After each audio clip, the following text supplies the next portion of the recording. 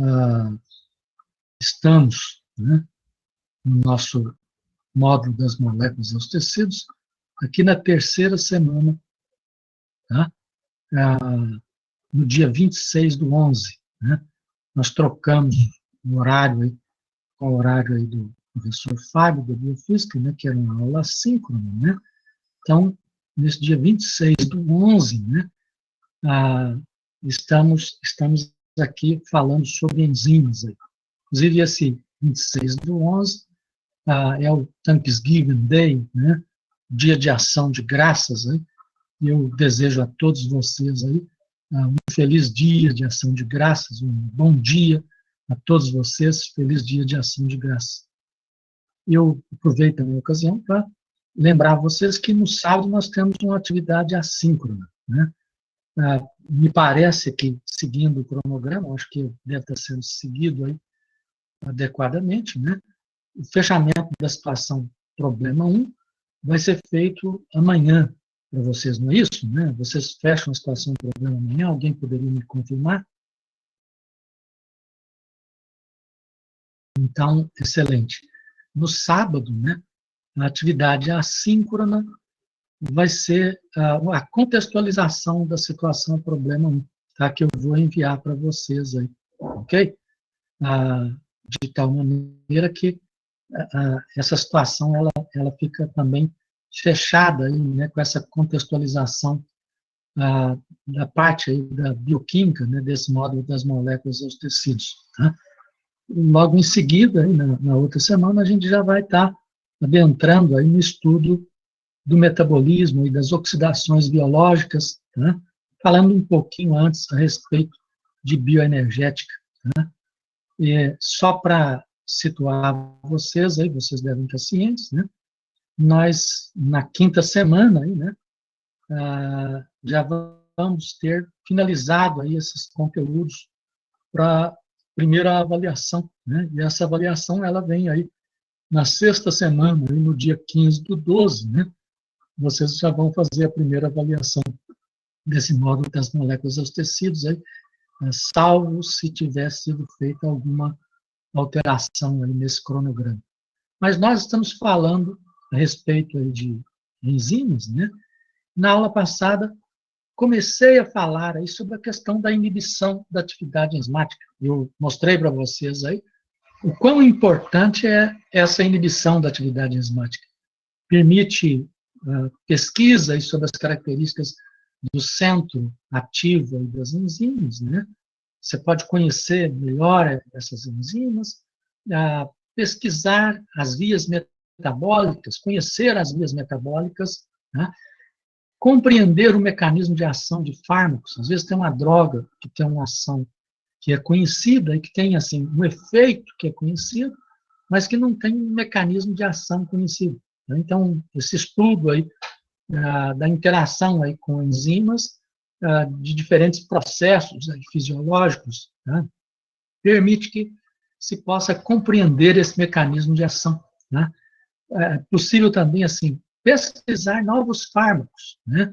Então, se eu conheço aí o centro ativo de uma enzima e eu desejo a inibição daquela enzima, né, para tratamento aí de um determinado processo patológico, é possível, inclusive, desenhar aí uma droga que possa ter características inibidoras aí sobre aquela enzima específica, e você sintetizando aquela droga, esta droga, né, e depois vai partir para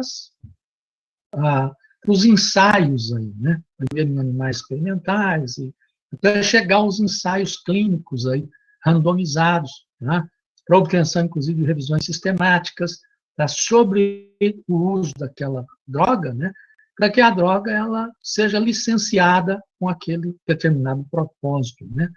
E, é claro, a utilização, isso permitindo aí, a utilização aí de diferentes medicamentos aí no tratamento aí de doenças, de processos patológicos, né. Então, certamente, a inibição da atividade enzimática é bastante relevante.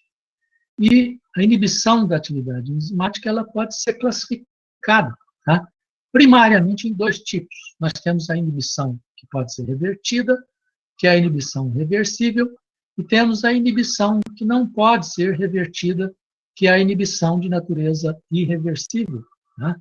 A inibição reversível, ela é classificada em competitiva, acompetitiva ou incompetitiva, mista e não competitiva, para, assim, a maioria dos autores dos livros de bioquímica, né?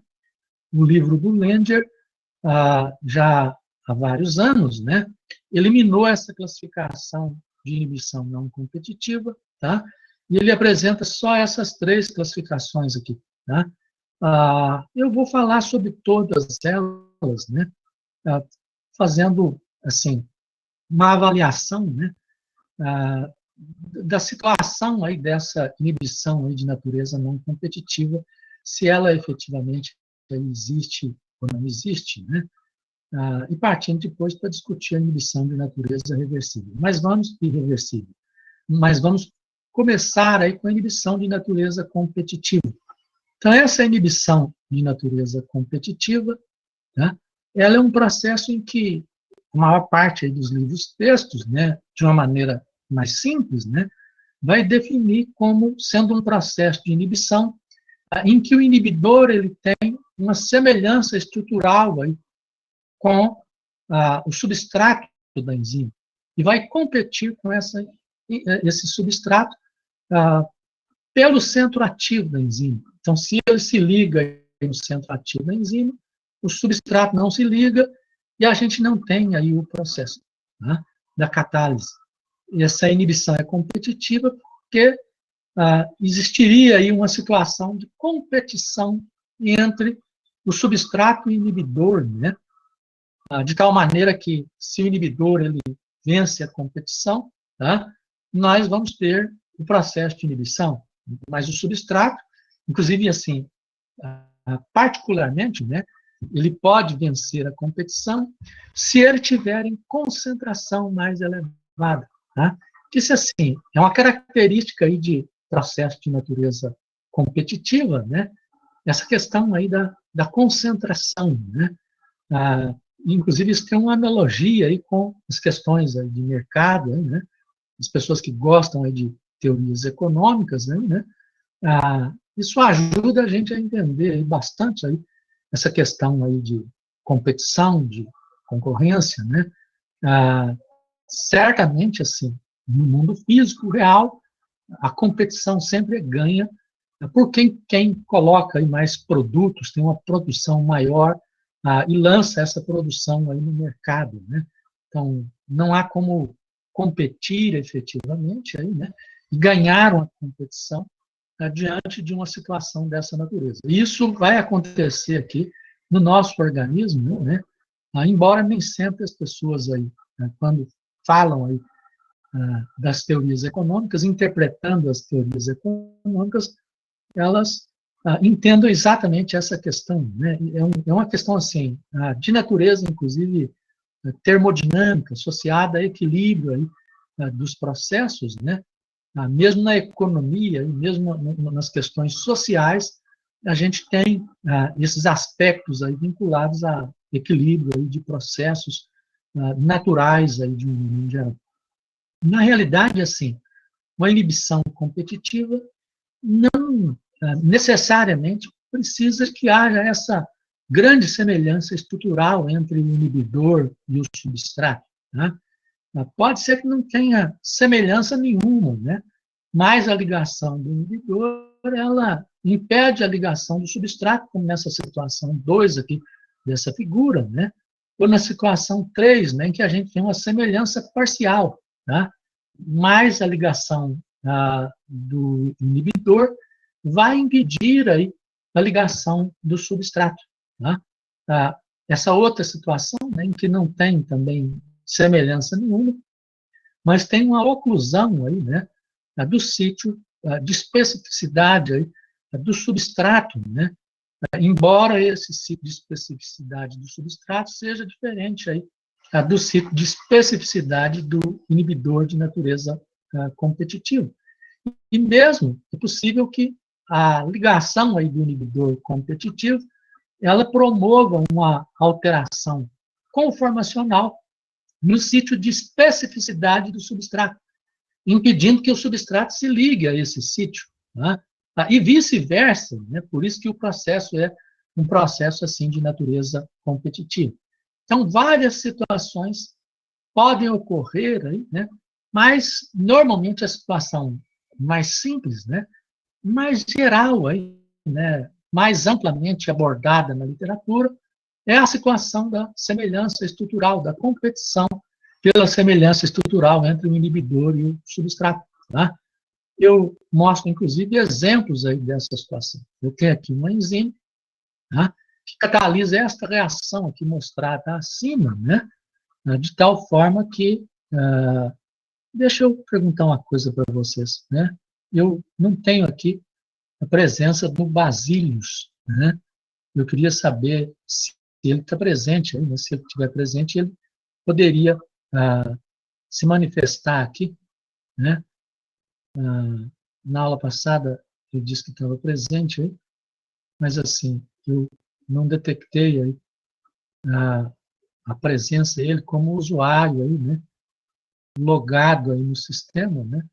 Então, seria importante aí que ele se manifestasse aqui, né, para eu ter certeza, assim, para eu conseguir entender o problema. Inclusive, assim, de repente, o representante de turma aí ajuda nesse aspecto aí, né? Pode inclusive, em relação aos colegas de uma maneira geral, né? Uma orientação aí, né? A respeito aí das características aí do sistema, né? Então, isso é uma coisa importante. Mas, assim, voltando à nossa questão aqui, né? Eu tenho, inclusive, uma enzima que catalisa uma reação aqui, ó, em que essa porção da molécula sofre uma mudança. E essa mudança está associada a uma oxidação por desidrogenação, tá? O que significa que essa enzima ela é uma desidrogenase. Ela é da categoria geral lá das oxirredutases, da subclasse, né, em relação ao mecanismo da reação catalisada de desidrogenase, e ela recebe essa designação aqui, ó, de succinato desidrogenase. O nome do substrato à esquerda e à direita, né, o nome da subclasse da enzima em relação à natureza da reação catalisada. Como uma desidrogenase, ela requer, todas as desidrogenases requerem a ação de coenzimas de oxirredução. E nesse caso aqui, a coenzima de oxirredução é a flavina adenina dinucleotídeo, tá? Que é derivada, né, uma coenzima, de uma vitamina do complexo B, que é a riboflavina, tá? De tal maneira que o FAD, tá? Ele vai gerar aí, né, nesse processo o FAD reduzido, FADH2, né? Então, eu tenho aqui essa reação de oxirredução, tá? Catalisada pela succinato desidrogenase, que precisa de uma coenzima de oxirredução. Essa reação a gente vai vê-la aí no ciclo do ácido cítrico, né? Uma das vias aí das oxidações biológicas, né? De geração de energia no nosso organismo. Mas, nesse momento, eu estou preocupado com a questão da inibição, tá? E essa espécie aqui, ó, tá? Na realidade, em pH fisiológico, a forma aniônica dessa espécie, né, que é chamada aí de malonato, né, não de forma ácida, né, que vai existir aí num pH bastante baixo, mas a forma aniônica, que é o malonato, tem, assim, uma semelhança estrutural, tem os dois grupamentos carboxilatos, que certamente são reconhecidos aí pela enzima, né? Só que ele não tem os dois átomos de carbono intermediários, que são pré-requisito para a oxidação com a inserção da dupla ligação. De tal maneira que o malonato ele se liga ao centro ativo da succinato desidrogenase, mas ele não é capaz aí de promover a inibição da atividade dessa enzima, de tal forma que esse malonato, fazendo esse processo aí por inibição de natureza competitiva. Uma outra situação, né, é das drogas aí, antimicrobianas, que são as chamadas sulfas, como a sulfanilamida, que aparece aqui. Tá? A sulfa, ela é usada para o tratamento de uma infecção bacteriana, tá? Porque ela impede a biossíntese de ácido fólico, folato, na bactéria. Para a bactéria, o folato não é um fator essencial, nutricional essencial. Tá? No nosso organismo, o folato é um fator nutricional essencial. Na bactéria não é, porque a bactéria biossintetiza, tá, o folato. E no processo de biossíntese, ela vai usar, tá, essa espécie aqui, né, que é o para-aminobenzoato, esse PABA. Tá? E a sulfanilamida tem uma semelhança estrutural com o PABA e compete pelo PABA, pelo centro ativo da enzima microbiana, que vai levar à síntese de folato. Tá? Exatamente por isso que a sulfa vai inibir aí o processo aí de divisão aí das bactérias, né? Porque a gente vai ver isso aí depois, né? O ácido fólico vai formar uma enzima, que é o tetrahidrofolato, uma coenzima, que é o tetrahidrofolato, que é importante na biossíntese de nucleotídeos. Tá? Então, a bactéria não vai sintetizar os seus nucleotídeos, e isso vai bloquear aí o processo de replicação, aí, de divisão aí da bactéria, né? Assim, não vai matar a bactéria existente, né? Os organismos existentes, mas vai evitar que eles venham a se dividir. Exatamente por isso é que precisa aí de um certo tempo aí do tratamento, né? Para que a droga ela tenha o seu efeito, ela surta o seu efeito aí no organismo. Então, é um outro exemplo aí de inibição de natureza competitiva. Como é que a gente caracteriza essa inibição competitiva? Se a gente estudar e analisar a questão sob a perspectiva do equilíbrio, né? Inclusive do equilíbrio que ocorre na nossa célula, tá? Que é o equilíbrio de estado estacionário, tá? Ou o estado de quase equilíbrio de Haldane-Briggs ou de Briggs-Haldane, né? De tal forma que a gente tem aí esse estado de equilíbrio estacionário, né? E nesse estado de equilíbrio estacionário nós vimos aí que a cinética de Michaelis-Menten, o modelo aí cinético de Michaelis-Menten, definiu uma constante de dissociação, tá? Que não é uma constante de equilíbrio, que é uma constante de quase equilíbrio, uma constante de equilíbrio de estado estacionário. E essa constante é igual à razão das constantes cinéticas que contribuem para a dissociação do complexo enzima-substrato em relação à constante cinética que contribui para a formação do complexo enzima-substrato. Tá? Então, K-1 mais K2 dividido por K1. Tá? Então, esse Km, olha só, quando K-1 e K2 são altos, né, a dissociação está favorecida. Tá? Então, Km é uma constante de dissociação. Então, ela é o inverso aí da constante de associação ou de afinidade. Tá? Para gerar o produto, né, eu preciso de ter uma boa associação, uma boa afinidade entre a enzima e o substrato, de tal forma que é desejável, né, para a enzima ser mais eficiente, que esse Km ele seja baixo. Tá? E se o Km é elevado, a dissociação ela é favorecida, inclusive no sentido aqui de gerar a enzima livre e liberar o substrato, de tal forma que eu não vou ter aí uma atividade enzimática elevada aí nesse sentido. E o que o inibidor competitivo ele faz aí nesse aspecto? O inibidor competitivo ele compete com o substrato pelo centro ativo da enzima. Em vez de levar à formação do complexo enzima-substrato, vai levar à formação de um complexo enzima-inibidor. Tá? E esse complexo enzima-inibidor, ele também tem uma constante de dissociação. Aqui, no caso, olha só, uma constante termodinâmica perfeita, né? Essa constante de dissociação do complexo enzima-inibidor, que eu tenho reversibilidade aqui, né? Nesse aspecto, né? Essa constante, então, de inibição, chamada de KI com K maiúsculo, é igual à concentração da enzima livre, do inibidor livre, dividido pela concentração do complexo enzima-inibidor. Tá? Quanto maior o KI, né, pior aí para o inibidor em termos de sua capacidade de inibição. Tá? Quanto menor esse KI, mais eficiente é a inibição, é o processo de inibição da atividade enzimática. Né?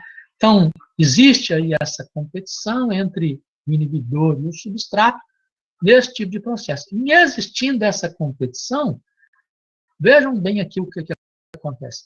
Quando eu coloquei o inibidor, esse K-1 ele vai aumentar. Tá? Essa reação aqui nesse outro sentido, tá? Inclusive aqui direção também, né? Ela vai fazer com que essa constante cinética K-1 ela aumente. Tá? E a constante K1 diminua, tá? Já que mais enzima está sendo direcionada para a formação do complexo enzima-substrato. Então, o que a gente prediz aqui que pode acontecer com essa constante Km? Olha, o K-1, ele está sofrendo assim, um aumento, né? O K1 está sofrendo uma diminuição. Então, se o numerador está aumentando e o denominador está diminuindo, o Km vai aumentar. Tá? Então, na presença de um inibidor de natureza competitiva, a gente tem um aumento aí desse valor de Km. Tá? Então, a constante cinética Km de Michaelis-Menten, ela aumenta na presença de um inibidor competitivo. Tá?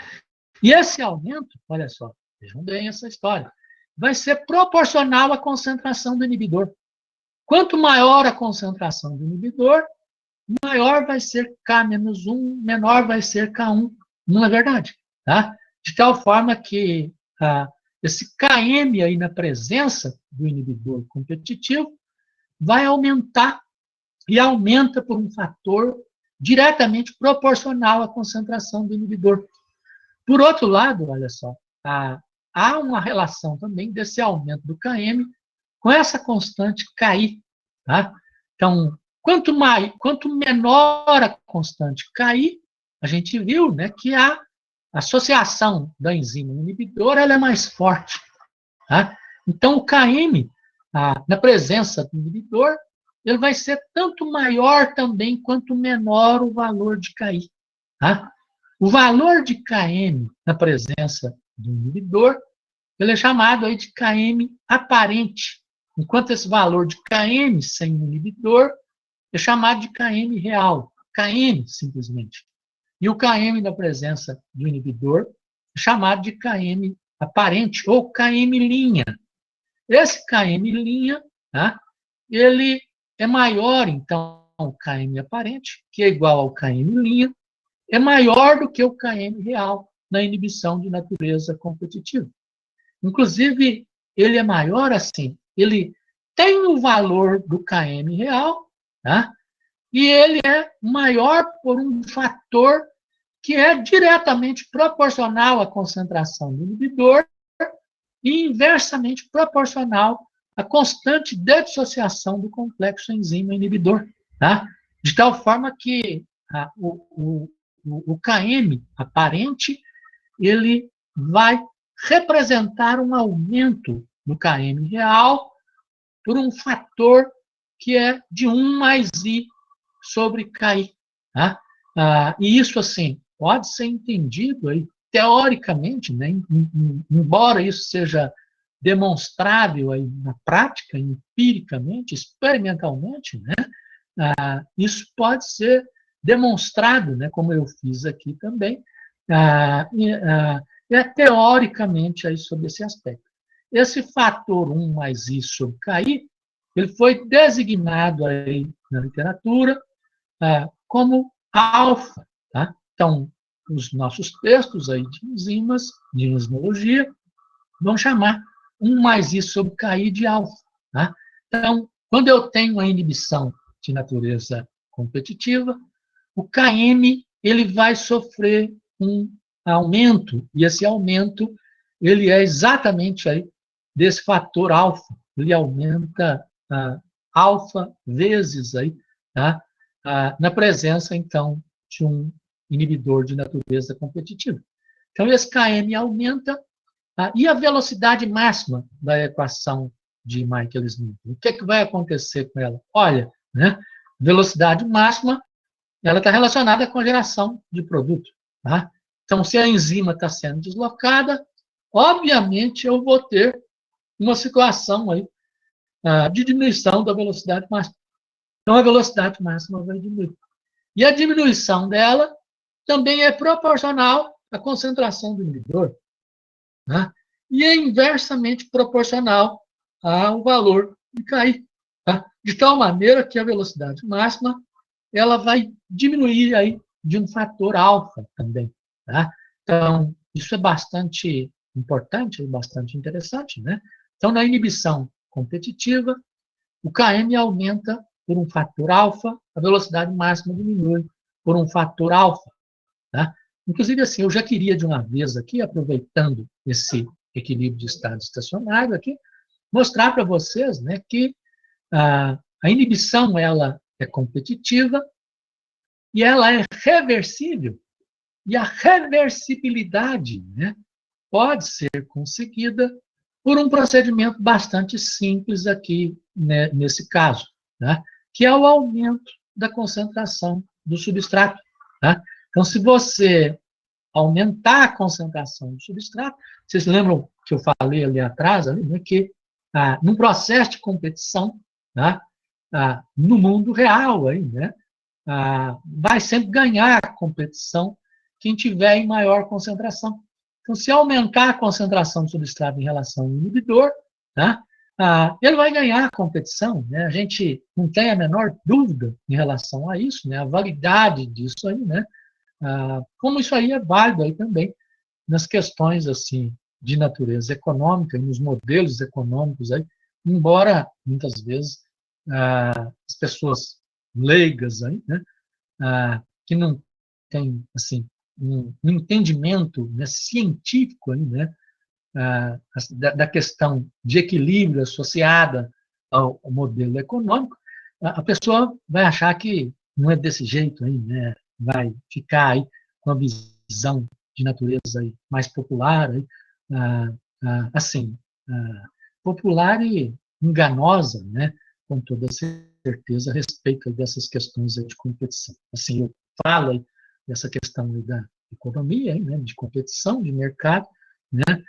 Para ajudar vocês aí com uma forma de contextualizar o nosso modelo aí, né, de enzimas, aí, né, de inibição enzimática, de inibição competitiva, né, já que de economia aí, as pessoas, de uma maneira geral, entendem bastante, aí, né, pelo menos é o que parece. Aí. Então, isso é relevante. Né?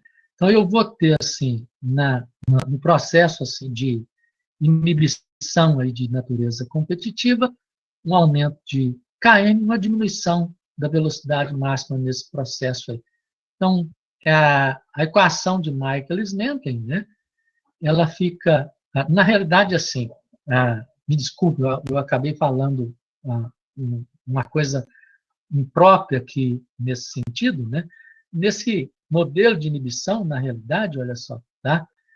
Se eu conseguir reverter o processo aumentando a concentração do substrato, na realidade, a velocidade máxima, a velocidade diminui, né? A velocidade inicial diminui, mas a velocidade máxima, né? O parâmetro aí, associado lá ao modelo de Michaelis-Menten, que é a constante cinética V máximo, né? Esse valor não vai diminuir, tá? Ele não vai ser afetado, exatamente por causa dessa questão da reversibilidade. Que eu posso, assim, aumentar bastante a concentração do substrato e reverter o processo, e atingir a velocidade máxima. E é o que a gente vai ver aqui, olha só, tá? Então, se eu tenho aqui a situação que é chamada controle aqui, nesse gráfico acima aqui, né? Eu tenho a situação da enzima inibida competitivamente aqui. Tá? Então, eu tenho que velocidade na equação de Michaelis-Menten é igual a V máximo vezes a concentração do substrato, dividido pelo Km aparente mais a concentração do substrato. Tá? E o Km aparente, a gente viu aqui que ele vai sofrer um aumento. Tá? Então, o Km ele aumentou, tá? Nesse processo de inibição aí de natureza competitiva. E a velocidade máxima não aumentou. Tá? Porque, assim, se eu aumentar bastante a concentração do substrato, eu vou tender a atingir aquele valor de velocidade máxima. Exatamente por causa da questão da competição. Tá? E a gente enxerga isso aqui nesse gráfico. A gente pode enxergar também no gráfico, aí, no modelo aí de Lineweaver-Burke, tá? Em que eu tenho aqui a inibição competitiva, tá? E nessa inibição de natureza competitiva, tá? eu tenho a equação aqui de Michaelis-Menten e a equação de Lineweaver-Burke. Então, no modelo de Lineweaver-Burke, eu vou ter que é o duplo recíproco, eu mostrei na aula passada para vocês, eu vou ter 1 sobre Vzinho dividido pelo Km aparente vezes o V máximo, vezes 1 sobre S, mais 1 sobre V máximo, S sobre V máximo vezes S, corto S com S, fica 1 sobre V máximo. Então, assim, se eu locar 1 sobre a velocidade inicial contra 1 sobre a concentração do substrato, 1 sobre a velocidade inicial contra 1, ou em função de 1 sobre a concentração do substrato, aí eu tenho a reta, né, aqui de Lineweaver-Burke. Tá? Então, o Lucas Rodrigues aí está perguntando, né, e pedindo aí se eu poderia repetir a parte da influência do inibidor na velocidade máxima. Tá? Então, é o seguinte, olha só. Tá? Então, o inibidor ele vai diminuir a velocidade da reação. Tá? Então, se eu tenho aqui a reação nesse ponto aqui, ó, tá?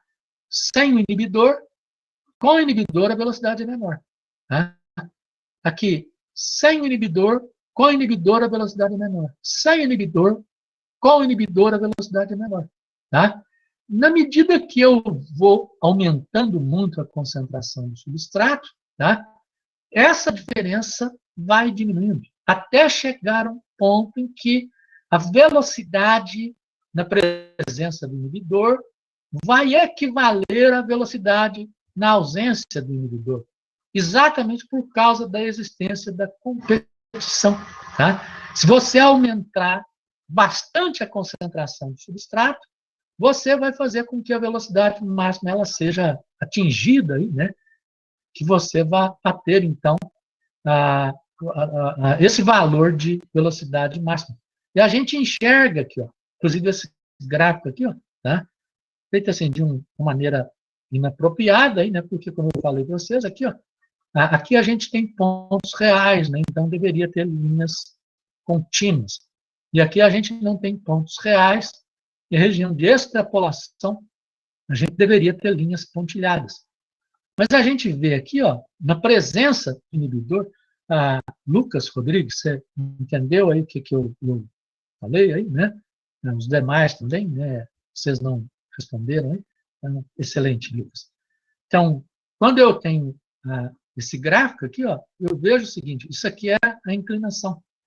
Então, um termo da inclinação, que é o Km aparente, ele vai mudar na inibição competitiva.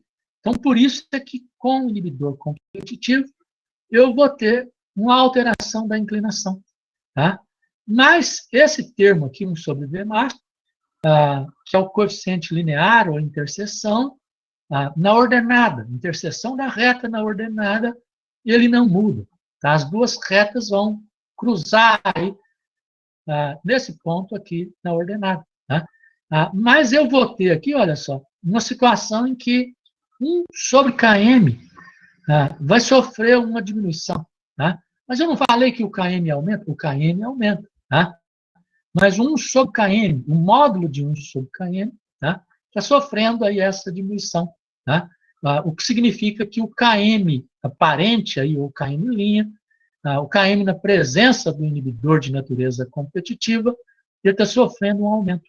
Tá? Exatamente por isso é que se eu tenho aí uma droga, né, eu estou estudando o efeito dela sobre uma enzima, tá? E eu tiver esse tipo de gráfico aqui de Lineweaver-Burke, eu vou dizer que o mecanismo de ação dessa droga é de inibição competitiva em relação àquela enzima. Tá? Então, essa inibição é a inibição competitiva. O outro tipo de inibição de natureza reversível existente aí é a chamada inibição acompetitiva ou incompetitiva. Algumas vezes eu vou falar acompetitiva, outras vezes incompetitiva. E os livros textos aí também vão falar assim, né? Então, os dois termos aí são usuais aí na literatura, né? E o que acontece aí nesse tipo de inibição acompetitiva ou incompetitiva? O que acontece é o seguinte, é que para que o inibidor se ligue à enzima, eu preciso que o substrato esteja ligado. Tá? Então, a ligação do substrato favorece a ligação do inibidor de natureza acompetitiva ou incompetitiva. De tal maneira que eu vou ter essa situação aqui no nosso equilíbrio de estado estacionário de Haldane-Briggs, ou de Briggs-Haldane. Tá? Então, eu tenho aqui essa situação, tá? Em que o complexo enzima-substrato é que se liga reversivelmente. Tá? Se trata aí de uma inibição de natureza reversível, né?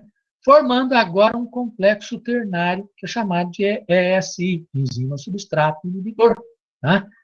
Eu, em vez de ter aqui, como eu tinha lá na inibição de natureza competitiva, o KI, né, que era a constante de dissociação do complexo enzima-inibidor, aqui eu tenho uma constante de dissociação do complexo enzima-substrato-inibidor. Então, essa constante é chamada de KI'. Tá?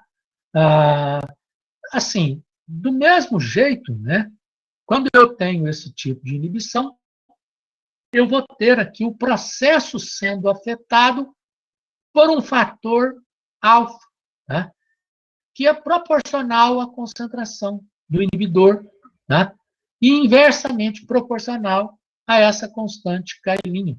Tá? Então, como eu tenho aqui o KI', não é o KI, esse alfa é definido como alfa' nesse tipo de situação de inibição de natureza acompetitiva ou incompetitiva. Na inibição competitiva, eu era o KI, e o fator alfa estava relacionado com esse KI, não com o KI', por isso que ele foi chamado lá de alfa. Tá? Agora, no nosso processo de inibição acompetitiva ou incompetitiva, tá? O que vai acontecer com esse valor de KM? Vejam bem aqui o seguinte, olha só. Como o inibidor está se ligando ao complexo enzima-substrato, tá? Essa constante K1, tá? Ela está sofrendo um aumento, ela está aumentando. Tá? E a constante K-1, ela está diminuindo. Tá? Então, se K1 está aumentando e o K-1 está diminuindo, esse valor de Km, na presença de um inibidor de natureza acompetitiva, ele vai diminuir em relação ao Km real, ao Km na ausência do inibidor de natureza acompetitiva. Tá? Então, na inibição acompetitiva, tá? O KI, o K1, ele aumenta, o K-1 vai diminuir, então o K1 aumenta, o K-1 diminuiu, tá? Então essa constante Km, ela vai diminuir, de tal maneira que o Km aparente é menor do que o Km real. Tá? A afinidade da enzima pelo substrato aumenta, só que é uma afinidade que não vai levar à formação de produto. Tá?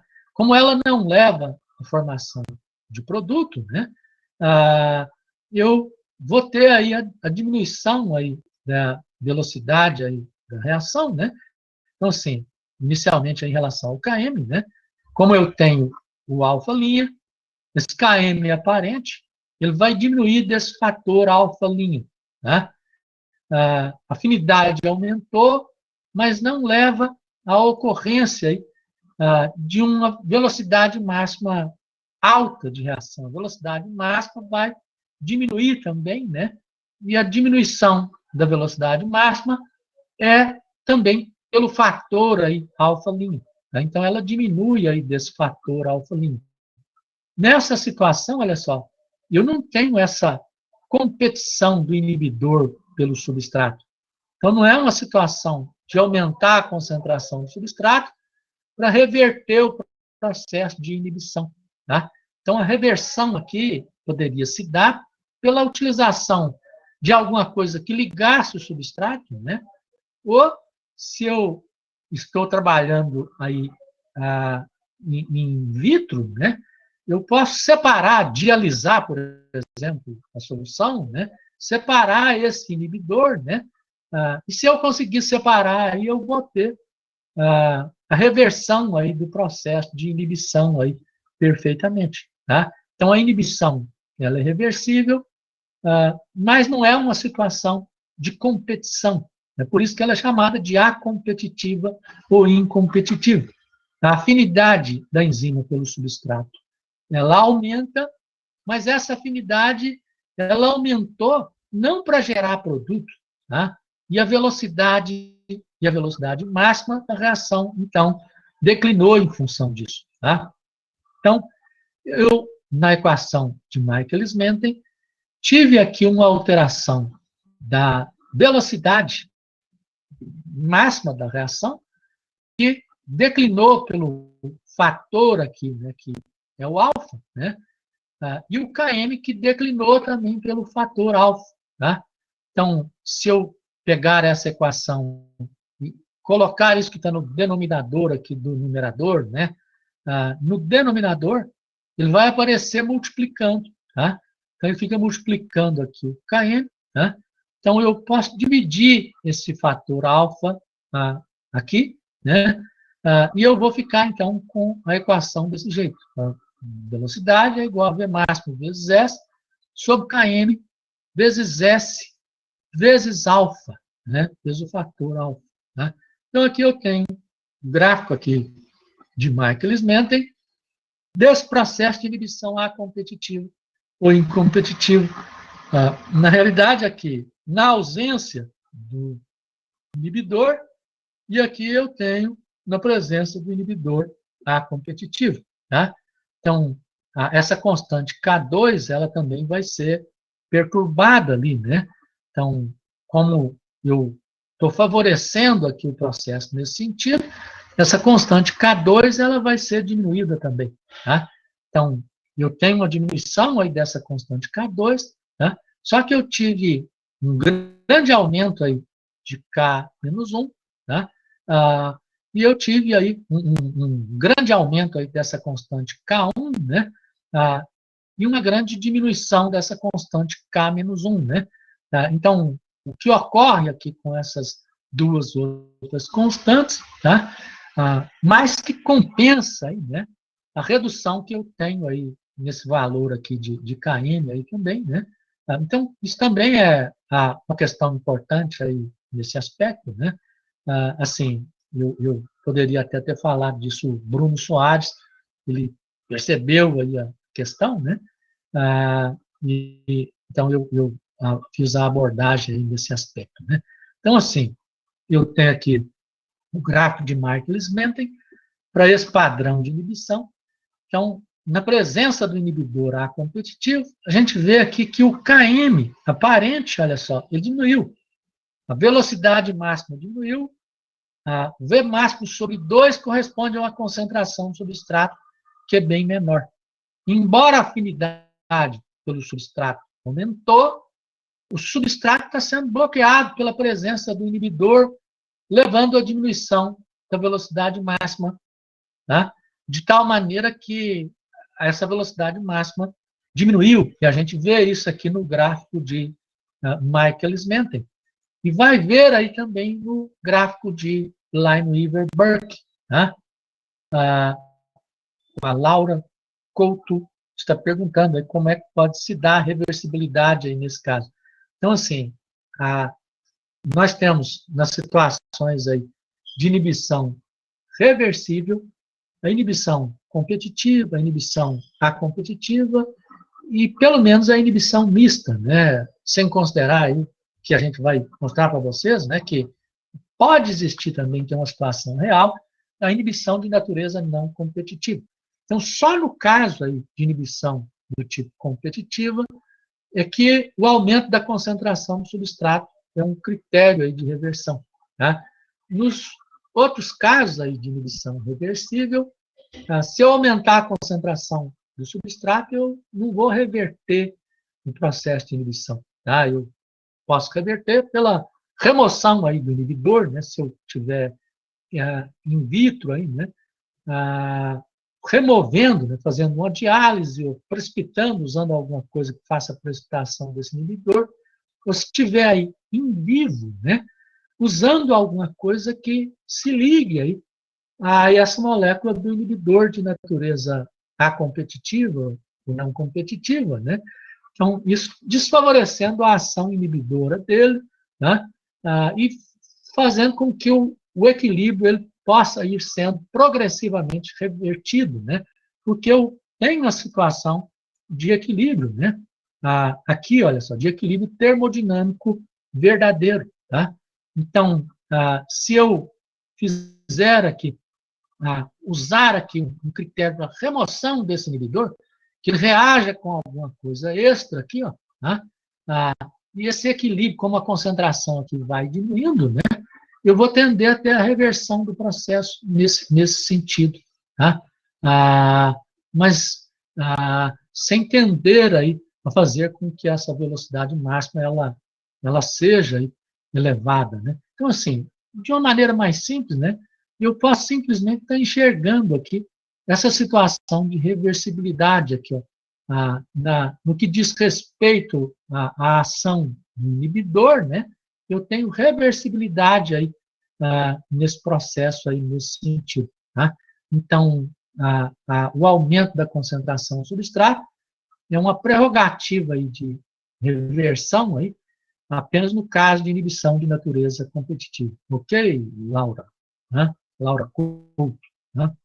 Bom, quando eu tenho aqui a inibição de natureza competitiva, né, analisada aí pelo método de Leibniz-Burke, que é derivado da equação, né, de Michaelis-Menten, né, a gente vê aqui como fica a equação. 1 sobre Vzinho é igual a Km sobre V máximo vezes 1 sobre S, mais, aqui, ó, tá?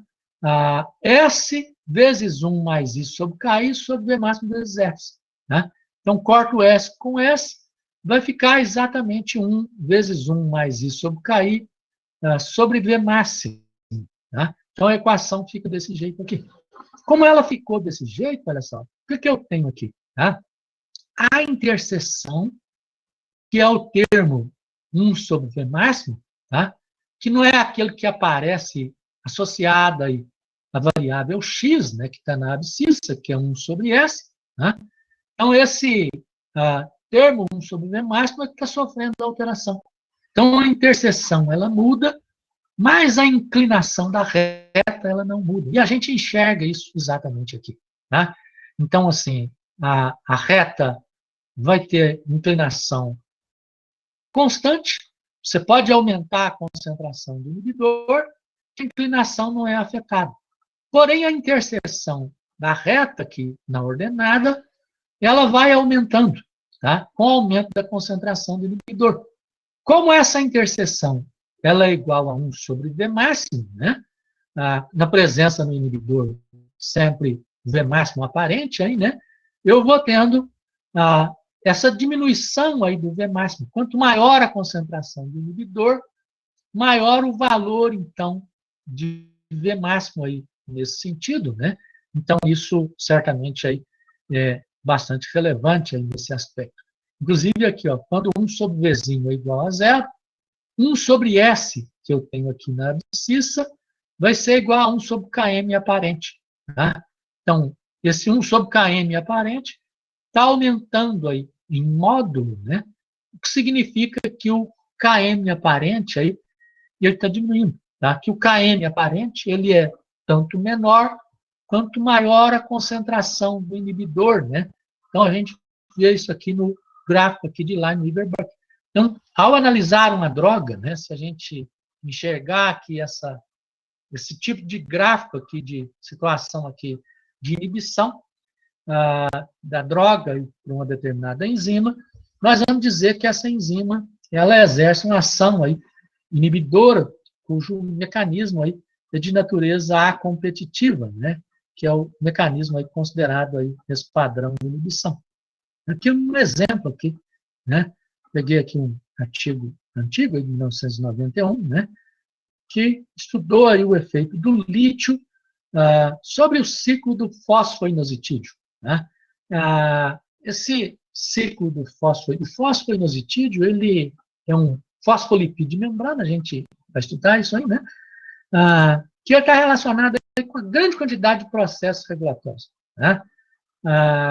E entre esses processos aí, né, tem modulação aí de ação hormonal, em que vai ter a produção dentro da célula, né, de uma substância que é chamada de inositol fosfato, inositol trifosfato, né? Então, esse inositol fosfato, ele é um segundo mensageiro aí da ação hormonal, né? E esse estudo mostrou que o lítio, ele inibe dentro da célula a ação de uma enzima que degrada o inositol trifosfato. Aqui ela prolonga aí a vida do inositol fosfato, né? De tal forma que isso aí é bastante importante, né? Exatamente porque, assim, o lítio é uma das abordagens terapêuticas aí, né, para tratamento aí de distúrbio bipolar, né? No passado, eles chamavam, assim, inclusive na época aqui do artigo, ainda chamavam aí de psicose maníaco-depressiva, né?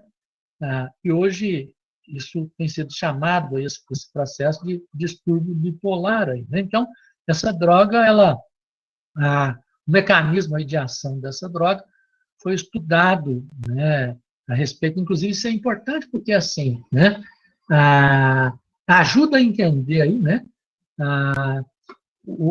a questão da fisiopatologia do processo patológico aí, né? O que está por trás aí, né? Os fatores vinculados aí a esse tipo de processo patológico aí, que, no caso, aí é o distúrbio bipolar, né? Então, são questões importantes, né? A abordagem terapêutica, o tratamento, também ajuda a entender aí as características, aí, a fisiopatologia da doença, né? Então, isso é bastante importante. Aqui, ó, complexo, eu não vou entrar em detalhe aí, né, nessa questão, mas onde se estaria situada aí essa questão da ação aí dessa enzima. Né? O outro tipo de inibição que vem a seguir aí é chamada de inibição mista ou inibição linear mista. Tá? Então, essa inibição linear mista, né, esse tipo de situação aqui, tá? Em que eu tenho o que ocorre na inibição competitiva, junto com o que ocorre na inibição acompetitiva ou incompetitiva. De tal maneira que, como tem o que ocorre na inibição competitiva, e o enzima, complexo enzima inibidor, pode se ligar ao substrato, eu teria aí um complexo enzima substrato inibidor, aí eu poderia ter essa situação, não necessariamente tendo aí uma situação aí nesse sentido, né? Mas há uma possibilidade de ter uma situação também no sentido de formação aí desse complexo ternário através dessa outra rota. Na inibição mista, né, eu tenho a inibição competitiva, com todas as prerrogativas do jeito que a gente estudou anteriormente ali. O Km sendo aumentado por algo, a velocidade máxima não sendo afetada, e eu tenho junto a inibição acompetitiva ou incompetitiva. E nessa inibição acompetitiva, eu tenho o Km sendo aumentado aí de alfa linha, e a velocidade máxima diminuindo de alfa linha. De tal maneira que, de uma maneira muito simples, de um modo muito simples, o que eu tenho aqui é o seguinte: eu tenho o alfa linha associado aí à concentração inibidora e a sua manifestação competitiva, e a constante Ki de dissociação do complexo enzima inibidor, como eu tenho também o fator alfa-linha, associado aí à concentração do inibidor, mas associado também à constante Ki' de dissociação do complexo ternário, enzima substrato inibidor. Né? E eu vou ter aqui os dois fatores atuando como atuam nos dois processos de inibição que estão ocorrendo aí ao mesmo tempo. Tá? Então, o Km na inibição competitiva, ele aumenta de alfa. Na inibição acompetitiva, ele diminui de alfa-linha.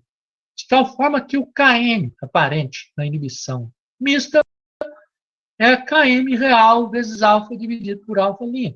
Enquanto que na inibição mista, o valor de V máximo aparente é igual ao V máximo dividido por alfa-linha, porque na inibição competitiva, o V máximo ele não é afetado por alfa, como a gente viu. Tá?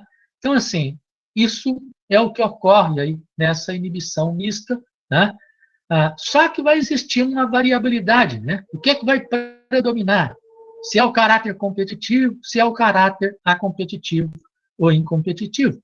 Mas eu tenho na equação de Michaelis-Menten essa situação, que a velocidade inicial é igual ao V máximo aparente dividido pelo Km aparente. V máximo aparente vezes S dividido pelo Km aparente mais S. Tá? E eu estou tendo aí uma mudança no Km aparente que está sendo multiplicado por alfa e dividido por alfa-linha. E o V máximo aparente dividido por alfa-linha. Então, eu substituo isso aqui nessa equação. Vzinho, a velocidade inicial, é igual a V máximo dividido por alfa' vezes S, sobre Km vezes alfa dividido por alfa' mais S. Tá? De tal forma que eu fico aqui, né, com a equação de Leibniz-Burke, que agora vai assumir esse formato aqui. Ó, tá? Eu tenho 1 sobre Vzinho, dividido, 1 sobre o Km vezes alfa, dividido por alfa', tá? Dividido por V máximo sobre alfa', aqui, vezes 1 sobre S, mais 1 sobre V máximo dividido por alfa'. Corto alfa' com alfa', e eu vou ficar com essa equação aqui, como sendo a equação de Leibniz-Burke para esse padrão de inibição. Assim, eu até destaco a atenção para vocês que os livros textos, mesmo mais robusto, né, o do Langer, ele não demonstra aí, né, essa equação para inibição de natureza mista, né, ou para a competitiva ou competitiva, né.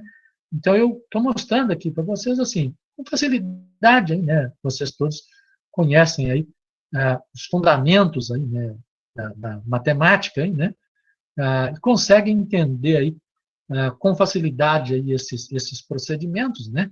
Então, essa equação é a equação aí de uma inibição de natureza linear mista, né? Eu tenho aqui a equação de Leibniz-Burke sem inibidor, né? Aqui a reta sem inibidor, e eu tenho aqui a equação com um inibidor de natureza mista, né? Então, eu vejo aqui o seguinte, olha só, eu estou tendo perturbação, né, na inclinação, e eu estou tendo perturbação na interseção. E a gente vê isso aqui, olha só. Tá? Então, eu tive uma mudança na inclinação. Quanto maior aí a concentração do inibidor, essa inclinação ela está aumentando, aí, né? O que significa que a velocidade máxima ela está sofrendo aí uma diminuição, já que eu vou tirar aqui dessa interseção, do inverso dela, o valor da velocidade máxima. Né?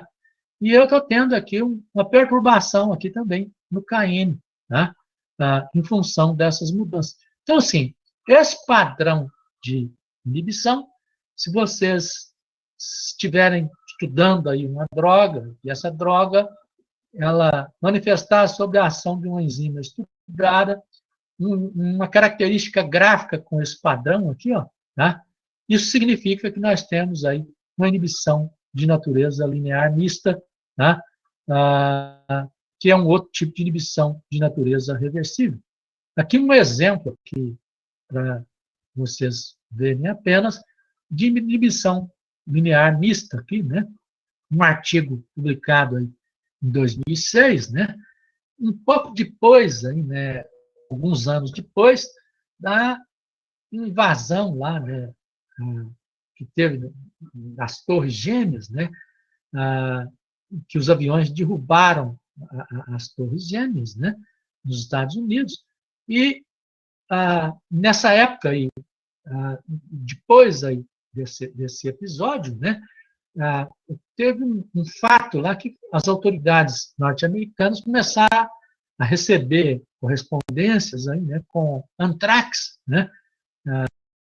Então, assim, atentados terroristas aí, utilizando um outro tipo de abordagem começou a ser utilizado, né? Então, assim, a ciência, né, a comunidade científica, né, ela tem que estar atenta aí aos problemas reais aí da sociedade, né?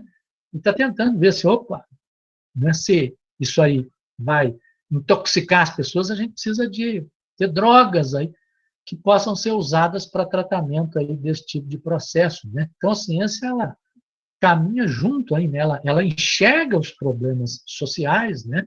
É por isso que a gente, né, quando fala aí das moléculas aos tecidos, né? Numa abordagem não reducionistas, né?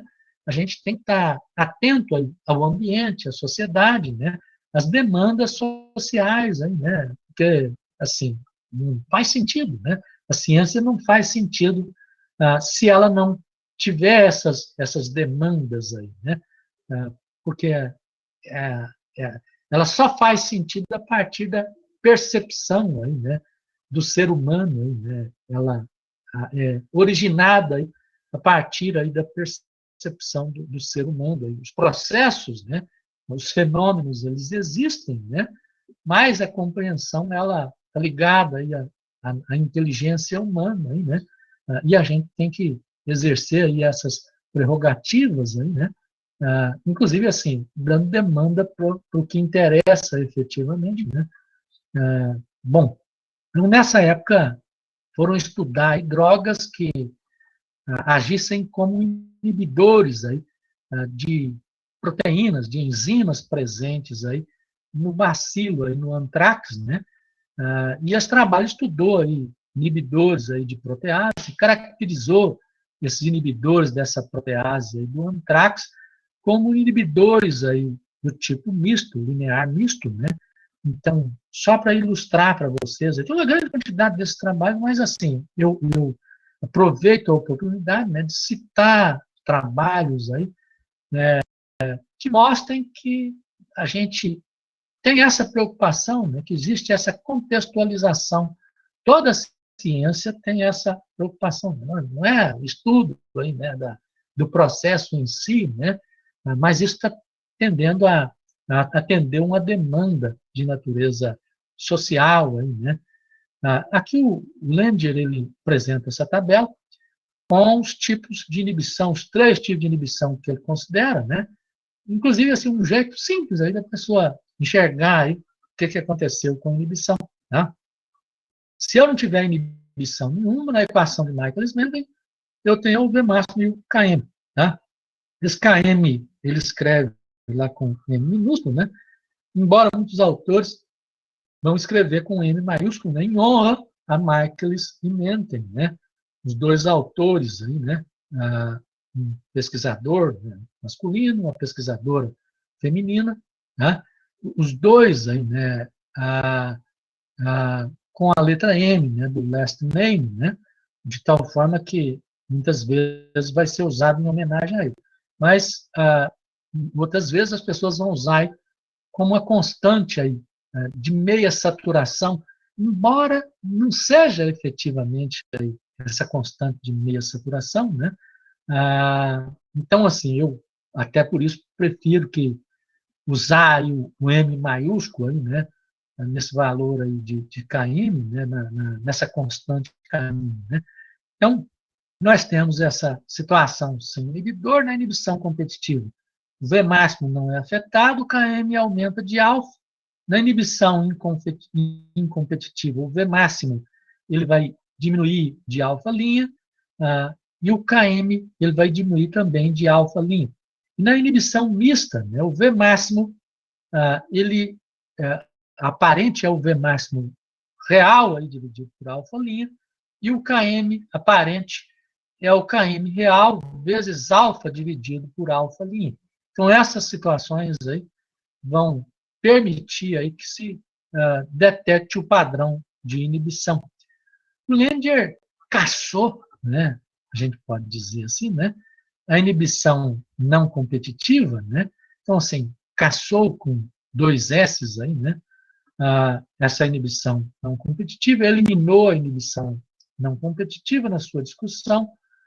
Outros autores não foram assim tão audaciosos aí nesse sentido, preservam esse padrão de inibição, e eu vou estar falando sobre ela, e eu, assim, vou colocar aqui a minha percepção pessoal, e que não é só a minha também, que é de uma grande quantidade de gente na ciência, né? A ciência, assim, né? As pessoas pensam de jeito diferente, né? E elas, essa liberdade aí de expressar esse pensamento de uma maneira diferente, ela é essencial, né? Assim, sem liberdade não tem ciência, né? Inclusive, se você não puder falar aí das demandas sociais, né? Se isso é ilimitado aí efetivamente, você limita, né, o poder da ciência de atender as demandas, os clamores aí, de natureza social, aí, né? Então, isso é bastante relevante. Não é uma questão ideológica, como algumas pessoas querem colocar hoje aí, né? E querendo que o professor e o pesquisador se atenham às questões exclusivamente técnicas, né, da sua área, né? Assim, eu podia até fazer isso, seria mais cômodo para mim, né? Mas eu preciso ter um compromisso aí, né? Né, com a educação, aí, né, de ensinar as coisas como elas são de fato, né? E a sua associação aí, né, com as questões sociais, aí, né, com as demandas sociais. Então, assim, essa inibição não competitiva, ela estaria associada aí ao fato do inibidor, né, não exercer uma situação de competição com o substrato, porque ele se ligaria aí num local diferente aí, da enzima, né, de tal forma que essa inibição é uma inibição aí de natureza não competitiva, não tem uma competição, né? O substrato pode se ligar, mas o inibidor tendo se ligado, a enzima não age, né? Porque ela está tendo algum prejuízo nesse aspecto, né? Então, eu tenho aqui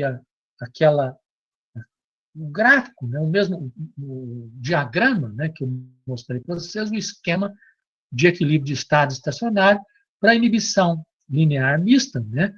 Que eu coloco aqui agora para inibição de natureza não competitiva. Tá? Então, simplesmente assim, a partir da inibição linear mista, né, eu posso ter uma situação, se eu considero aí, né, que a situação mais ampla, né, seja a inibição linear mista, né, eu posso ter uma situação em que o KI ele é muito próximo do KI'. Tá? Se o KI é próximo do KI', o alfa vai ser próximo do alfa'. Né? E se isso acontece, o KM aparente ele é próximo do KM real. Né? Ou numa situação de inibição não competitiva pura, o KM aparente é igual ao KM real. E o V máximo aparente, né, que é menor do que o V máximo, ele vai ser diminuído só do fator alfa. Tá? Então, eu tenho V máximo aí, dividido aí por esse fator alfa, caracterizando, então, né, assim, o alfa é igual ao alfa', né, como se eu não tivesse aí o alfa', o alfa' é o alfa, né, então, eu tenho EV máximo sobre alfa, e o Km aparente é igual ao Km', né, porque eu tinha lá, né, no processo de inibição ali de natureza A competitiva, né, a situação do Km aparente ser igual ao Km vezes alfa dividido por alfa linha, né? Então, algumas perguntas aqui. Eu entendi a diferença da inibição não competitiva e a competitiva, tá? Ambas se ligam em um sítio que não é o sítio ativo. Então, Bianca Felice fez essas duas perguntas, né? E o Manuel Vidal perguntou aí se o inibidor não competitivo se liga ao sítio alostérico, tá? Então, assim, respondendo primeiro ao Manuel Vidal aí, né? Não é ao sítio alostérico. Né? O sítio alostérico é um sítio regulatório aí, né? Então, eu vou estar falando disso aí depois, né? Não é uma manifestação aqui de alosterismo, é só de inibição, efetivamente, né? E agora a Bianca, né? Felícia. Aqui. Então, eu tenho a diferença aqui para a inibição de natureza competitiva é que eu tenho esse componente aqui da inibição de natureza competitiva. Né? E a diferença em relação à inibição competitiva, né? Ela é sutil, assim. Na realidade, assim, eu não poderia dizer que ela é diferente, né? O que eu posso dizer é que a inibição não competitiva ela vai ser um caso da inibição competitiva. Né? Então, sobre esse aspecto, eu até concordo lá com o Lendier, né? Em que se eu tiver a inibição competitiva, eu posso, assim, né, ignorar a inibição não competitiva. Mas dentro da inibição competitiva, eu vou ter uma situação que vai caracterizar essa inibição de natureza competitiva. E eu vou tentar mostrar para vocês, assim, mas por fatos da literatura, de que isso é uma situação real, né? Assim, como eu falei, eu não estou assim, desacreditando lá que os autores lá do Lendier eles fizeram lá a abordagem, né? Eu acho mais simplístico admitir desse jeito, assim, né? Eu escondo ela, né? Nem falo dela, né? Porque tudo é uma inibição de natureza linear mista. Né? Mas dentro da inibição linear mista, eu posso ter uma situação em que o KI ele é parecido com o KI'. Tá?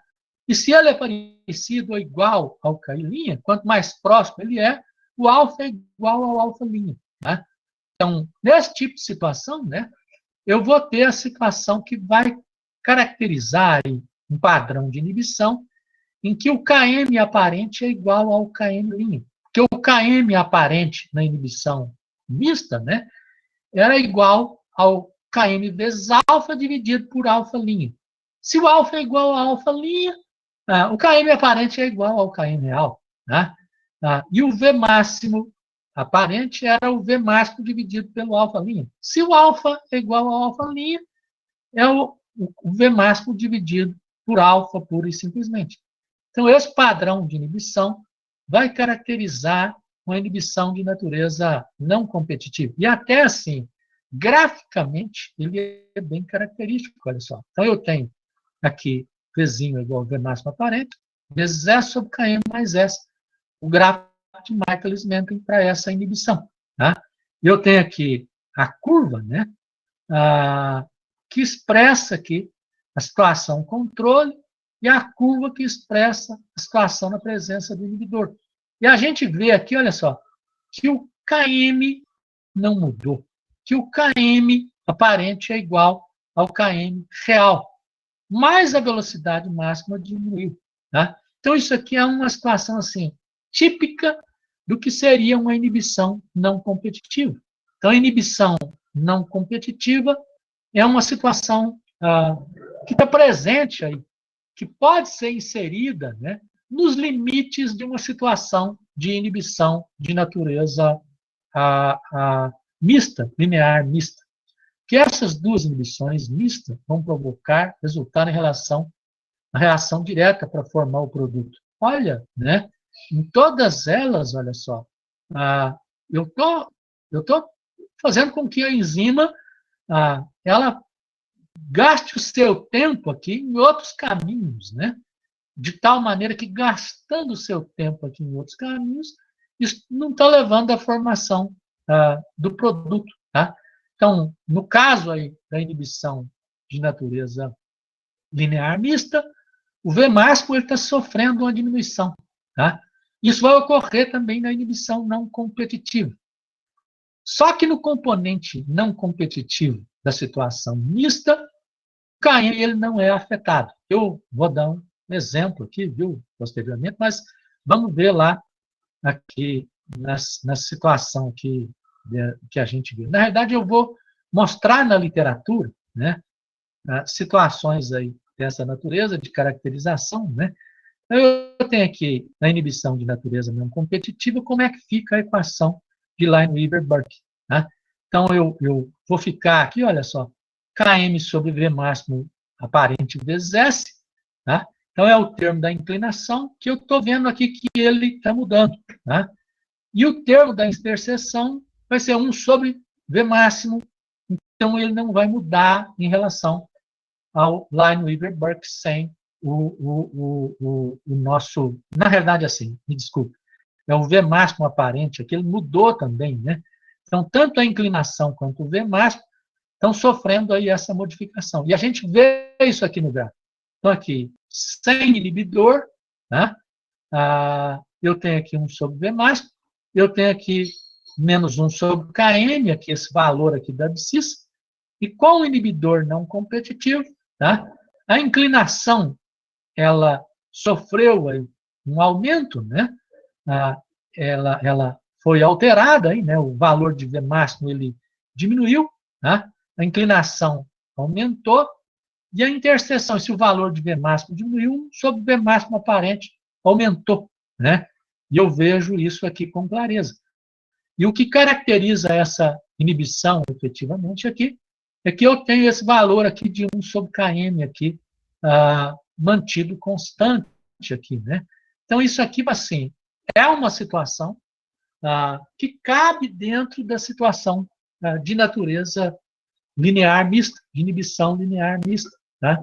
Então, o caso mais geral, né, é a inibição linear mista. Tá? E eu podia considerar tudo, né, a inibição não competitiva, como inibição linear mista. Só que na literatura, olha só, antes de ter esse entendimento, tá, as pessoas vêm caracterizando aí, mais especificamente como inibição de natureza não competitiva. Então, eu tenho aqui essa revista aqui, né, com esse artigo de 2014, né, em que os autores estudaram aí, né, atividade inibitória de acetilcolinesterase, os alcaloides derivados aí de bromotirosina. E vão caracterizar isso aí como inibição de natureza não competitiva. Tá? Então, assim, na literatura as pessoas continuam falando aí, né? Como eu disse para vocês, né? Na ciência tem essa liberdade aí, né? Sobre esse aspecto, né? Tem as classificações, né? Mas o cientista por natureza, né? O pesquisador, ele precisa ser um ser atrevido, né? E exatamente por isso é que esse atrevimento aí, né? Ele é tolerado aí, ele é permitido, né? Além aí desses padrões de inibição que representam caráter de natureza reversível, a gente tem os padrões de inibição de natureza irreversível. Eu tenho aqui os presentes aqui, né? Mais uma vez eu vou checar aqui o Basílios, tá? Será que está por aí? Eu poderia checar a presença dele, atestar a presença dele. Não vi, eu vou fazer aqui o download aqui da lista, né, dos presentes. Né? Então, já salvei aí a lista dos presentes. São 60 usuários presentes, 59 estudantes nesse momento. Mas a inibição de natureza irreversível, tá? Ela é um padrão de inibição em que eu tenho uma diferença aqui no equilíbrio de Briggs-Haldane.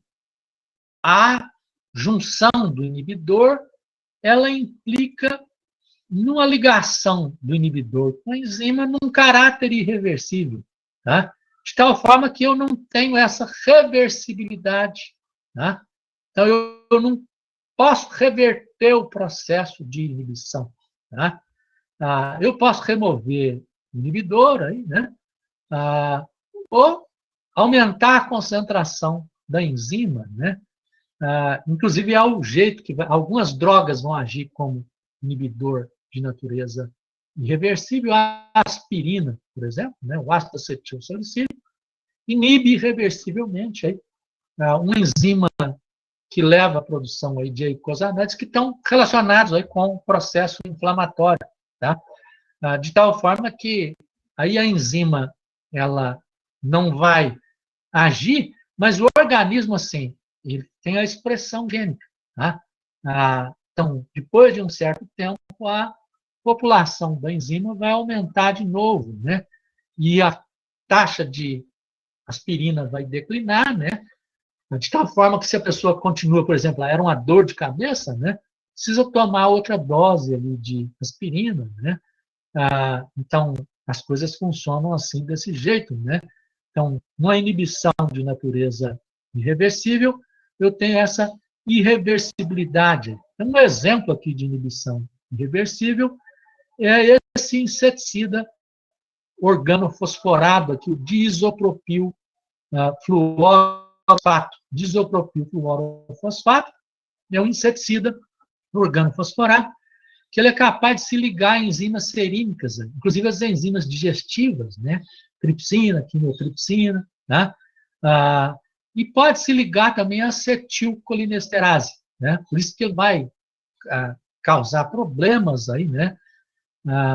De natureza neurológica, de controle neurológico aí no organismo, né?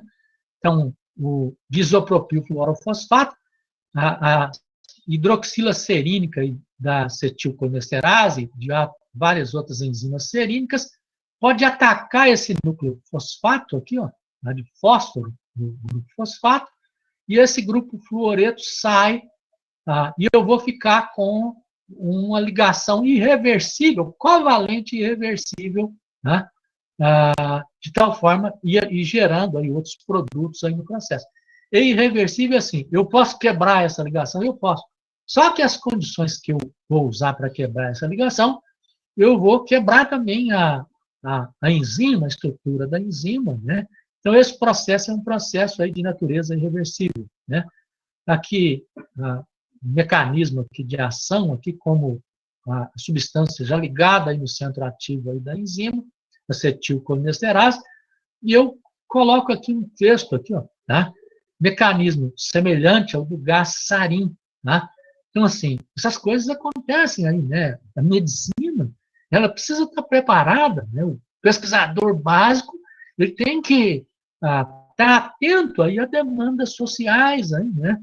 No caso de, inclusive, guerra química, de atentados, usando substâncias aí dessa natureza. Tá? Então, um mecanismo semelhante a esse do disopropil fluorofosfato é do gás sarin, que tem algumas mudanças químicas em relação ao disopropil fluorofosfato, mas em 1995, um indivíduo lá, né, de uma seita, né, apocalíptica, né, chamada Verdade Suprema, um japonês, né, Shoko Asahara, né, ele, assim, é um cara respeitado, né, ele estava chegando no ano 2000, né, a impressão, né, pelo menos na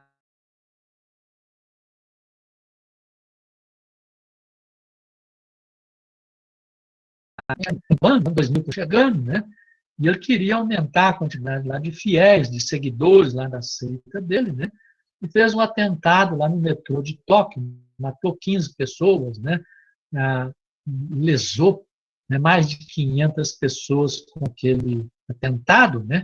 Então, aqui é a estrutura do sarin, né, e aqui a ilustração, aí, né, contextualização o Shoko Asahara, né? Inclusive, assim, famoso, né? Na mídia, né? Até pelo Dalai Lama, que não fotografia com o Dalai Lama, mas ele ficou mais famoso, né? Depois do atentado, né? Que custou a liberdade e a vida dele. No ano passado, ele ficou no corredor da morte, hein? Até o ano passado, e no ano passado ele foi sentenciado à morte aí, por causa do seu atentado. Então, assim, essas coisas, né, são importantes. Um outro exemplo aí de inibição de natureza irreversível, aí, né, todo mundo conhece aí, nesse caso, né, a aspirina, ácido acetil salicílico, que vai inibir essa ciclooxigenase, né, que é uma enzima, aí, como eu falei, associada aí a uma via, né, de biossíntese de substâncias que são chamadas eicosanoides, que tem uma grande quantidade de funções aí, né, inclusive função ligada aí à inflamação, né, aos sinais cardinais da inflamação, a dor, rubor, inchaço, tumor, né, de tal forma que calor, né, febre que a pessoa pode ter, né. Então, a aspirina, ela é capaz de se ligar. A hidroxila serínica ataca essa carbonila aqui, nessa ligação éster, né, sai aqui esse ácido salicílico, que é eliminado pela urina, e a enzima, ela é inibida covalentemente e irreversivelmente. Tá? Só que, depois aí de um certo tempo, né, o organismo vai produzir mais a enzima, né, e a taxa de ácido acetil salicílico não é suficiente para manter o padrão de inibição, de tal forma que a pessoa volta a ter lá, por exemplo, depois a dor de cabeça, né, a febre, né.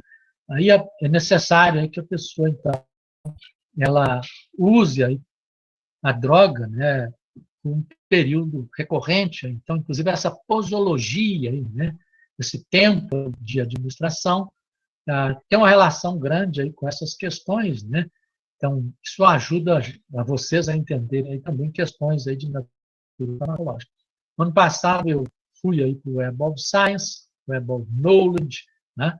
Fazendo aí uma pesquisa dos unitermos aí, inibidor competitivo, inibição competitiva, inibidor irreversível, inibição irreversível, inibidor não competitivo, inibição não competitiva, inibidor misto, inibição mista, inibidor não competitivo, inibição não competitiva. E o que é que eu vi aqui?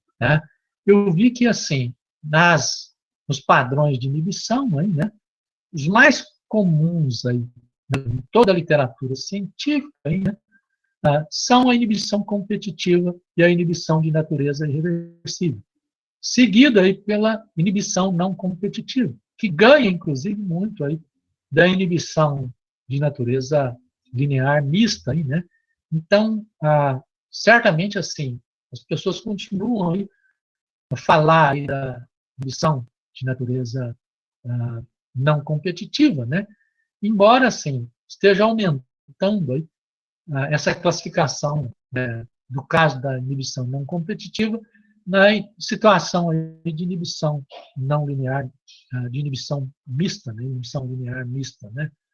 Nossas enzimas, né, elas são também capazes, né, de exercer a ação de natureza reguladora. Algumas enzimas têm mecanismos regulatórios aí, pertinentes, que a gente precisa de discutir, né? Isso é bastante importante aí em vias metabólicas, né?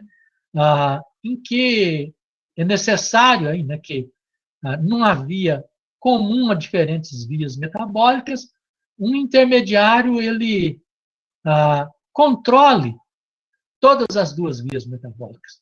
E nas duas vias, no exemplo que eu cito aqui, específicas, aí, a gente tem uma inibição no início aí da parte específica aí dessas vias, do produto final da via, tá?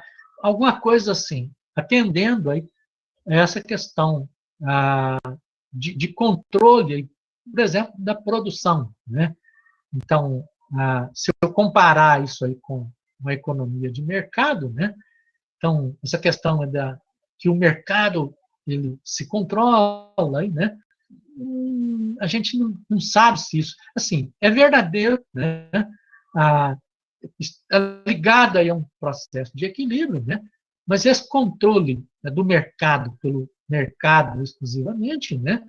Está associado aí da economia pela economia exclusivamente, pode estar associado assim, a destruição aí de uma quantidade grande aí de produtores, aí, né? De empresas, né? De tal forma que é preciso que exista, né, instâncias regulatórias fora das questões de equilíbrio, fora das questões aí da lei de ação das massas. E isso é assim no nosso organismo. Tá? É por isso é que na economia, né, os aspectos aí sociais, o controle social, o controle governamental, ele é importante aí, né, sobre o mercado, né, porque ele visa manter aí, né, a população, né, se você não fizer esse controle aí, né, a gente viu isso com clareza aí nessa pandemia aí, sobre a necessidade aí da pessoa sem poder estar exercendo uma função, sem ter um rendimento, né, assim, se não tiver renda, né, não tem consumo, né, então, garantir aí que a pessoa possa ter essa renda é essencial para a produção, é essencial para a economia. Então, isso é verdade, porque foi por isso que a escravidão acabou. Né? Porque, assim, não fazia sentido, né? O mercado não poderia crescer, a economia não poderia crescer se não tivesse essa a remuneração aí do trabalhador, né? E o trabalhador sendo um consumidor. Né? Então, na realidade, na sociedade que a gente tem hoje, as pessoas são respeitadas, aí, na realidade, como consumidores, né? Não necessariamente como cidadãos. Aí, né? Não sei se estou dizendo que isso seja desejável, né? Mas é uma situação real aí, em qualquer instância. Né? Então, é preciso que hajam instâncias regulatórias, e essas instâncias são exercidas por enzimas especiais, chamadas de enzimas regulatórias. Então, algumas dessas enzimas são enzimas que vão regular alostericamente. Né? Então, compreende a chamada regulação alostérica. Regulação alostérica é a regulação que é propiciada por enzimas que, além de ter o centro ativo e de fazer a catálise, elas têm outros sítios, outras regiões que vão ser responsáveis pela regulação do processo da qual a enzima participa. Né? Então, essas outras regiões aí são chamadas aí de sítios alostéricos. Né? Então, sítio alostérico é uma outra região. O termo alos vem do grego, que vem aí de outro, né? Estéreo é espaço, né? Então, é um outro espaço, uma outra região aí da enzima, além aí do centro ativo, né, que vai estar envolvida aí no processo de regulação. E esse sítio alostérico ele é modulado por substâncias que são chamadas de efetores alostéricos.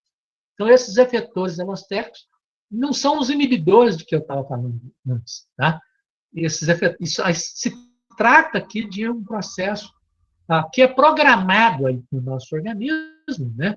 Não é uma intervenção, tá?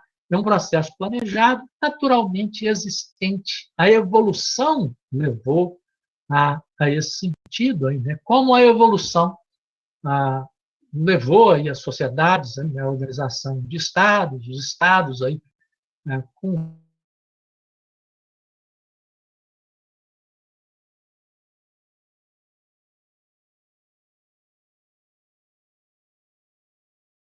não do controle aí, das liberdades aí, especialmente aí da liberdade científica, da liberdade aí da arte, né? Então esse controle ele, não faz sentido que ele exista aí nessas instâncias, né? Como não faz controle que se exista um controle, faz sentido que exista um controle aí do pensamento, né? O pensamento, ele efetivamente tem que ser livre, as pessoas têm que ter liberdade aí nesse aspecto. Então, esse sítio alostérico, ele é planejado aí, né?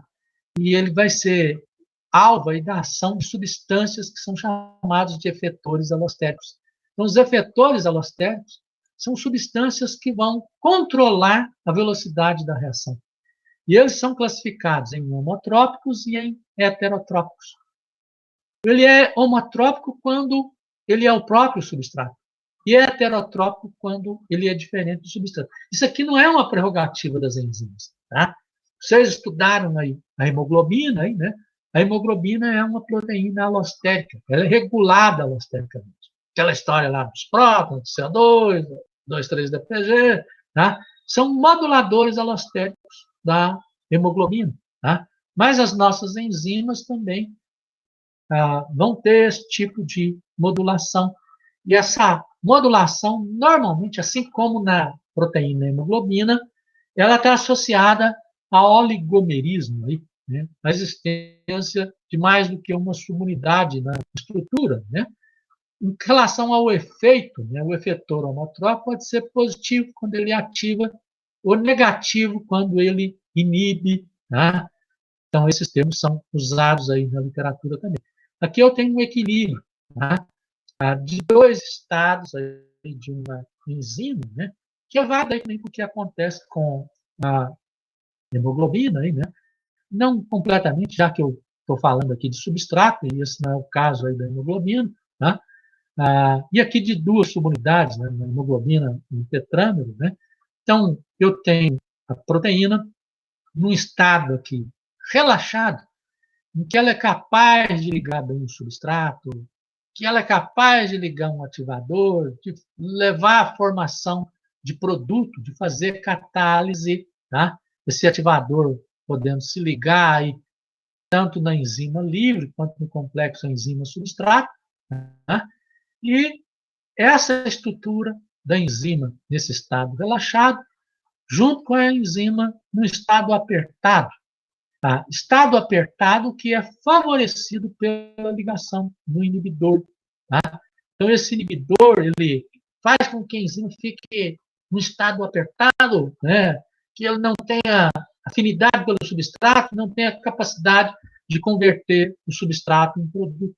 Tá? Mesmo que ocorre lá com a hemoglobina, que no estado apertado não vai ligar o oxigênio, pelo contrário, vai liberar o oxigênio, né? Enquanto que no estado relaxado ela vai se ligar ao oxigênio. E esse equilíbrio que a gente tem, ele é usado para regular o processo. No caso aqui de catálise, para fazer a catálise, né? No caso da hemoglobina, para liberar o oxigênio. Né? Então, são coisas assim bastante importantes. Aqui é a curva, uma enzima de natureza reguladora alostérica, ela tem uma curva que é dada por uma sigmoide, né? Diferente da enzima michaeliana, que tinha uma curva que era uma hipérbole de natureza retangular. Né? Então, a enzima de natureza alostérica, ela tem essa curva sigmoidal. Então, o modelo matemático ele é diferente do modelo matemático de Michaelis-Menten. A equação matemática que vai determinar uma sigmoide não é a mesma equação, né, que pode descrever aí a hipérbole retangular. Tá? Então, quando eu tenho aqui sem nenhum efetor alostérico, essa curva está nessa posição central aqui. Tá? Se eu colocar um ativador, ela vai para a esquerda. O que significa que rapidamente, facilmente, ela atinge a velocidade máxima. Enquanto que se eu colocar um inibidor, ela vai para a direita. Tá? Ou seja, mais dificilmente, eu preciso de aumentar muito mais a concentração do substrato para ela atingir a velocidade máxima. Tá? Então, isso é regulação alostérica. Essas substâncias aqui são efetores alostéricos. Tá? Efetor alostérico positivo ou ativador, vetor alostérico negativo ou inibidor. No caso do substrato, o substrato ele exerce um efeito que é chamado aí de efeito homotrópico positivo, um efeito regulador positivo. Quando eu tenho essa curva aqui, ó, eu enxergo isso assim, né? Quando ligo as primeiras moléculas do substrato, eu teria aqui uma linha em que a velocidade inicial seria igual à concentração do substrato vezes uma constante de primeira ordem. Né? Se eu levo isso aqui para esse outro segmento aqui, ó, a velocidade inicial é igual à concentração do substrato vezes uma constante de segunda ordem, uma constante de segunda ou ordem superior, elevado a 2, né? Eu tenho, assim, um processo de exponencialização, né? E essa exponencialização existente aqui está indicando que isso foi promovido pelo substrato. Porque aqui nessa curva eu não tinha nada, eu só tinha o substrato nessa curva intermediária. Tá? Quando as primeiras moléculas de substrato se ligaram, a enzima se tornou mais capaz de ligar mais substrato. Ela ficou mais motivada. Isso é um efeito assim de cooperativismo positivo que vai existir lá também na hemoglobina. Na curva da hemoglobina, eu tenho também essa sigmoide, porque a ligação das primeiras moléculas de oxigênio é capaz de estimular a hemoglobina a ligar mais oxigênio, tá? De tal forma que eu tenho cooperativismo positivo, tá? O efeito homotrópico positivo. O oxigênio é um efetor homotrópico positivo da hemoglobina, tá? Como para qualquer enzima alostérica que tenha uma curva dessa natureza, o substrato é um efetor alostérico positivo, ele ativa, tá? Se você fornece mais substrato, a enzima fica mais motivada e ela vai gerar a produção de mais produto. A gente vai ver que tem doenças que também, para a gente entender, a gente tem que entender essa questão aí de cooperativismo, né? Nós vamos até problematizar, colocar esse tipo de doença em situação problema aí, né? E vocês vão precisar de voltar aqui a essa discussão do histerismo, esse aspecto. Então, esse processo aí, né, de regulação alostérica é descrito por uma equação que os livros aí de bioquímica, todos eles vão descrever por essa equação. Mas, pura e simplesmente, né, pode ser escrito por essa outra equação aqui, que representa uma forma trivial da forma canônica da equação de Hill. Tá? Então, isso já não é mais a cinética de Michaelis-Menten, é a equação de Hill, e eu tenho aqui a cinética de Hill, a equação de Hill para expressar essa cinética do modelo de Hill. Tá? Então, a única diferença que eu tenho do modelo de Michaelis-Menten para o modelo de Hill é que o substrato aqui ele aparece elevado a n. Né? Então, aquela exponencialização, né, o efeito de exponencialização do substrato ele é alocado aqui nessa equação. Esse n ele é uma expressão aí do grau de cooperativismo. Quanto maior esse n, mais cooperativo é o processo. Tá? E essa equação aqui, olha só, eu posso transformá-la nessa outra aqui, ó, VK mais VS elevado a N é igual a V maiúsculo vezes S elevado a N. Que eu vou, assim, pura e simplesmente rearranjar para essa outra forma. Então, a forma canônica da equação de Hill, ela pode ser derivada simplesmente através dessa equação. Tá? Inclusive, muitas vezes, essa equação de Hill é linearizada. E a linearização pode ser feita através do logaritmo. Né? É diferente da equação de Michaelis-Menten.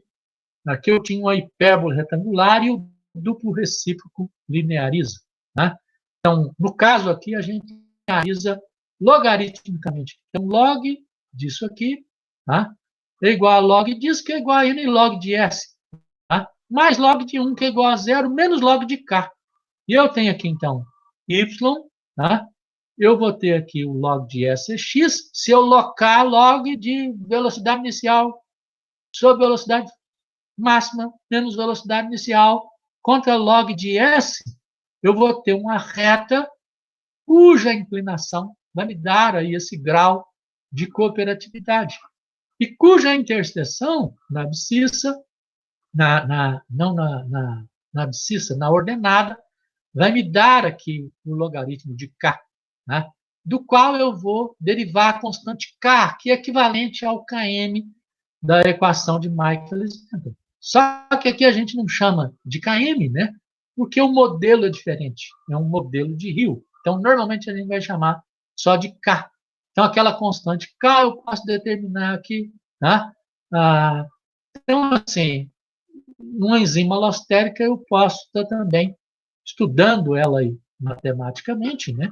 E outro tipo de regulação que a enzima vai sofrer, que algumas enzimas planejadas evolucionariamente aí, né, para permitir a manutenção da vida, né, assim como as agências reguladoras são essenciais para preservar, inclusive, as empresas, né, e a economia, né, a regulação de natureza covalente, ela é essencial aí também, né, para a preservação da vida, dos processos. É quando a atividade da enzima é modificada covalentemente.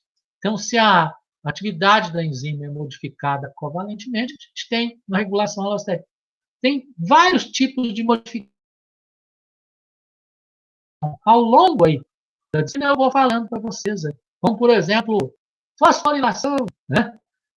Ubiquitinação, tá? Então, tem enzimas que vão ser reguladas por fosforilação. Outras vão ser inativadas por fosforilação. Inclusive, isso é muito importante, porque isso é a base da compreensão da modulação por outros efetores, por outras substâncias que são os hormônios do nosso organismo, né?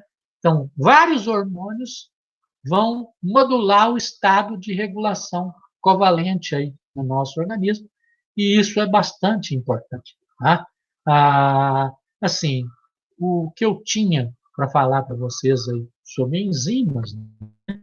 Eu falei, né, no sábado eu vou estar falando aí para vocês sobre a questão aí, né, da situação problema, fazendo a contextualização assíncronamente. Eu vou mandar aí para vocês, né, uma atividade assíncrona, né,